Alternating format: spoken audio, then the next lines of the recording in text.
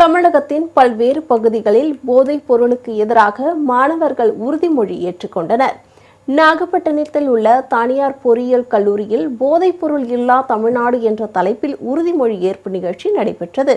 இதில் 3000க்கும் மேற்பட்ட கல்லூரி மாணவர்கள் கலந்து கொண்டு "say yes to life, no to drugs" என்ற வாசகத்தை மனித சங்கிலியாக நின்று காட்சிப்படுத்தி போதைப் பொருளுக்கு எதிராக விழிப்புணர்வை ஏற்படுத்தினர்.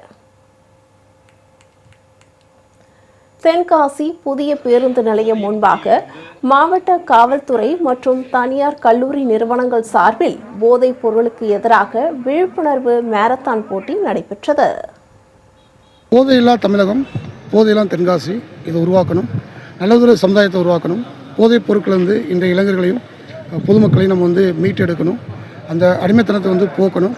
நல்ல ஒரு வலிமையான ஒரு சமுதாயத்தையும் ஒரு வலிமையான தமிழகத்தையும் வலிமையான தென்காசியும் உருவாக்கணும் என்ற ஒரு விழிப்புணர்வு நோக்கத்துக்காண்டி தான் இந்த ஒரு மாரத்தான் நடைபெற்றுக் கொண்டே இருக்கிறது. சிவகங்கையில் மாவட்ட ஆட்சியர் முன்னிலையில் போதைப்பொருள் இல்லாத தமிழ்நாடு உறுதிமொழி ஏற்பு நிகழ்ச்சி நடைபெற்றது. இதில் 300க்கும் மேற்பட்ட மாணவர்கள் கலந்து கொண்டு போதைப் பொருளுக்கு எதிராக உறுதிமொழி ஏற்றனர்.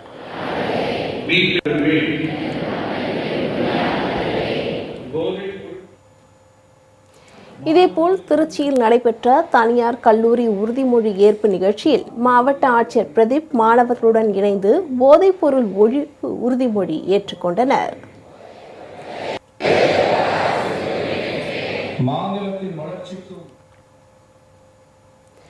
கோவை மாநகர காவல்துறை சார்பில் தனியார் கல்லூரி மாணவர்கள் ஒன்றிணைந்து போதைப் பொருளுக்கு எதிராக உறுதிமொழி ஏற்றுக்கொண்டனர். மேலும் எனது குடும்பத்தினரையும் நண்பர்கள்